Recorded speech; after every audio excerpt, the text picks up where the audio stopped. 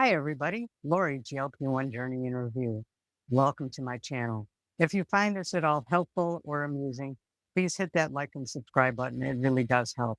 So today, I'm going to talk to you about the top questions that my subscribers have been asking me.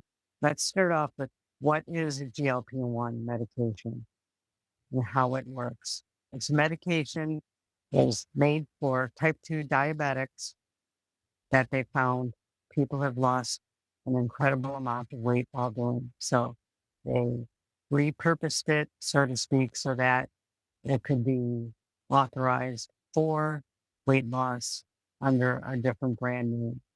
Most of them are an injection, and what it does is it slows down your digestion and it slows down the stomach emptying so that you feel fuller quicker and you feel fuller for longer. It also sends a signal to the pancreas to secrete some insulin so that you don't have sugar spikes. And it sends a signal to the brain that lets you know that you're full so that you don't have to eat that whole pie. Just that bite or two is enough. So that's what it is.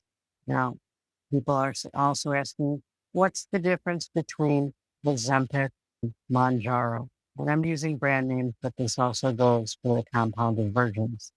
Or the tirzepatide actually is a GLP and a GIP, which sends additional signal to the, will say in studies that it works a little bit better. Now, it's tends to be a little bit more expensive. I'm not saying that it's better, but works fine for some people. And the Manjaro or found works fine for other people. It's a decision that you have to make with your healthcare provider. Cost may also play a part in this. Insurance coverage may also play a part in this.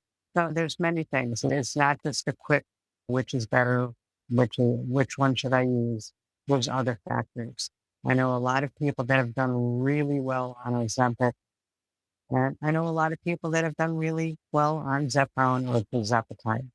So again, that's a choice you have to make. I have also, again, used Zepbound or tirzepatide. There's a little bit less side effects. Each individual is different. So, side effects, it's a little bit hard to say because I know people that have had not a single side effect with Ozempic. And I know people the same way, myself included, that have not had a single side effect with Mounjaro and Zepbound. Again, discuss this with your healthcare provider. Another question they ask is, how much weight can I lose? There's a lot of factors with that. How much weight you have to lose? Again, that's between you and your healthcare provider and how you feel about yourself. Their happy place might show them this into the overweight category. Some people think that way. So you can lose a lot of weight on this medication, and the time frame depends on how you use it, whether you do exercises or strength training with it, whether you follow it. They say that on average, people lose between 1 to 2 pounds a week on a GLP-1 medication. In my book, the slower the better, less side effects and the skin that you have to worry about. And again, these are not cut and dry questions. And I know and what I've observed through my experience of doing this for about a year and a half and watching other people's videos, doing research and so forth. Another common thing are side effects. Okay, let's get into the side effects. Most common side effects are nausea, vomiting, diarrhea, constipation.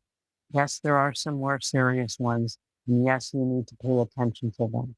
But like I said, the most common ones we're going to talk about constipation. Now, this happens to some people.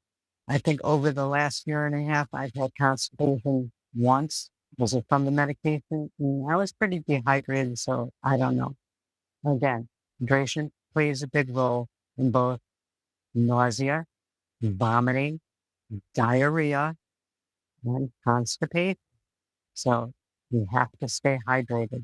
It's one of the keys, lifestyle, or as far as over the counter stuff.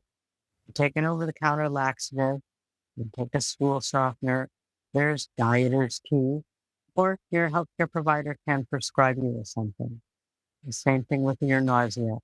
As well, if you have some nausea, there are over-the-counter things like Crumbs, Maalox, that type of thing that may help. Or your doctor can write you a prescription for something a little bit stronger. Yeah. Again, this usually happens as you titrate up, and higher doses tend to have a little bit more side effects. Now, also keep in mind that what you eat while right before you have, make a mental note of it because that could be contributing. For example, if you eat a greasy meal, then you have some nausea after, it might be the greasy meal mixing with the medication. So, again, there's things you could do, things you can note. Don't panic. Again, when you first start taking the medication, know all the side effects, have some of the home remedies so that you can deal with it. You may even want to have light day or a off day. That's why I started my medication on a Saturday because I have a very light day at work and I'm off Sunday and Monday. So I was able to deal with side effects even though I didn't have any. That was my plan. It can be dealt with. Diarrhea, there's over the counter. Your doctor can prescribe something. Again, also with both diarrhea and constipation, make sure that you're eating enough fiber. It works in both situations. So again, it could be a little bit diet control, medication control, hydration control. So don't let the side effects scare you. If you need the medication, try it, see what happens. That's why they put you on such a low dose early. So, for example, on the tirzepatide, you start out with 2.5 for at least a month. I know people that have stayed on it for several months and done fine. And sometimes when you titrate up, you may have a little side effect or two, but uh, most cases, it's something that you can definitely deal with. Now, yes, there are more severe things like pancreatitis. So, if, and also, if you are having constipation or diarrhea and it lasts for several days and your home remedies aren't working, please, please, please contact your healthcare provider. You don't want you getting dehydrated, a bowel obstruction if you're constipated and so forth. This needs to be addressed, but it's very rare. And like I said, a lot of times just a little telehealth visit with your healthcare provider can take care of most of these side effects. Now, people also ask about loose skin, Ozempic. They even have Ozempic butt. Now, this happens with all rapid weight loss, not just on GLP-1 medications. So, first of all, let's start with the Ozempic phase. What is it? Well, you lose weight real rapidly, your face and your cheek get sunken in. Again, that's why I always say slow is a little bit better. But if you can't help it, and that happened to me and I had the Ozempic phase, I went and that was my solution. And just a little proper skincare helped. Will I need a facelift after this? Again, that's between me and my healthcare provider, and finances also play a role in it. And same thing with loose insurance. Usually they will not cover a facelift or anything like that. But as far as the loose skin, if it's bothering you and like you're getting rashes or something because you have a lot of loose skin, yes, it may be covered under your insurance. That's something you could discuss with your healthcare provider. So, if you have 50, 60, 100, 200 pounds, yes, you're going to have loose skin. That's just something that you have to decide if you're going to live with. To me, it's a no-brainer because I'd rather live with the loose skin than that extra weight and all the other comorbidities that come from the being overweight, obese, and so forth. Just my humble opinion.